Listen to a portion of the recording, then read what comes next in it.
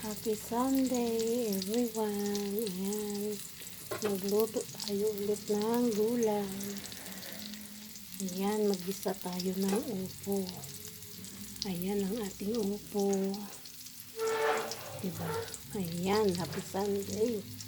So meron tayong dito hibi. Ayan. Yung hipon na dry. Yung wala na siyang balat. Alam niyo po ba to? Ito yung isasahog natin. Ayan, ayan lang. Ayan lang ang sahog natin.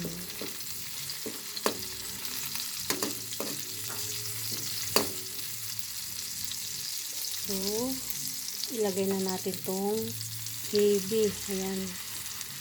Ilagay na natin.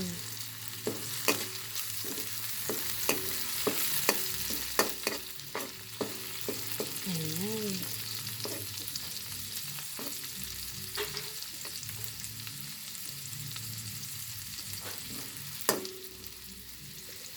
Ilagay na natin yung hibi. Then, saka natin ilagay yung ating upo. Teka, wait lang.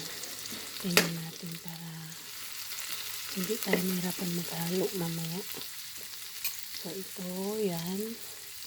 Lagay na natin yung ating upo. Teka muna. Unti-unti lang yun. Para maghalo mabuti.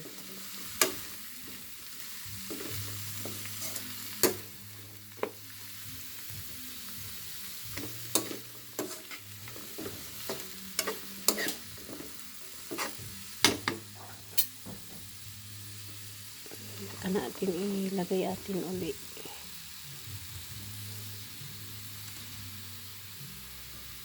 Ayan.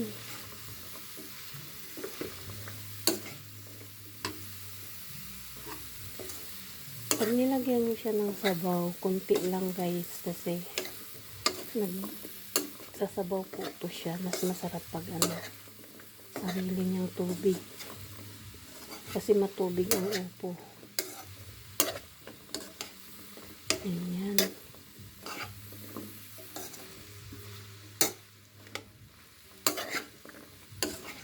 Yung iba karne nilalagay.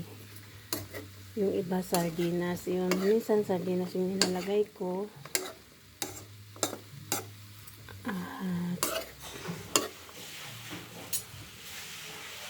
Natin po natin siya ng oyster sauce. Ayan. Lagyan muna natin ang paminta. Ayan, pamintang durog. Lagyan natin ng konting asin. Kunti lang. Ayan. Ayan, saka natin ilagay yung itong oyster sauce. Ayan, isang sachet. Isang sachet ng oyster sauce.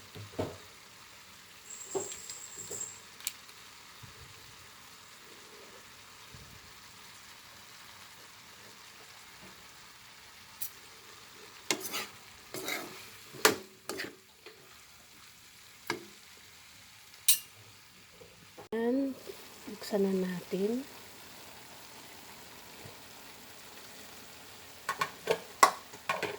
So, ito na po guys. Ayan siya, nagsasabaw siya. Diba?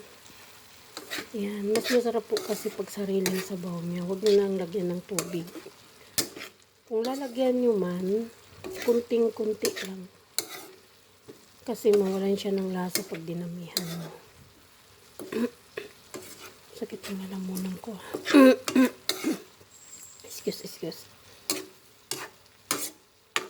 Ayan.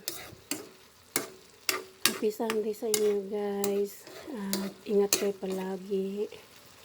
At God bless. Always God bless. And